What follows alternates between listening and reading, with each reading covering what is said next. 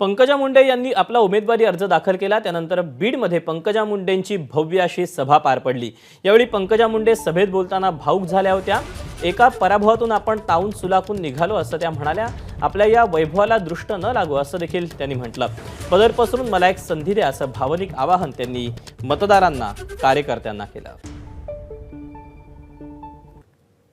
मी एकदा पराभव बघितलाय। पराभव माझा होता का तुमचा होता? सांगा, तो पराभव तुमचा होता का माझा होता? ईश्वर सुद्धा अग्निपरीक्षा घेतो, ग्रह तारे सुद्धा अग्निपरीक्षा घेतात, नेते सुद्धा अग्निपरीक्षा घेतात। या अग्निपरीक्षेमध्ये तावून सुलाखून तुमची बहीण निघाली की नाही? आता मला भीती वाटते की आज तशी परिस्थिती, एवढे लोक माझ्याकडे दृष्ट नाही लागायला पाहिजे माझ्या या वैभवाला।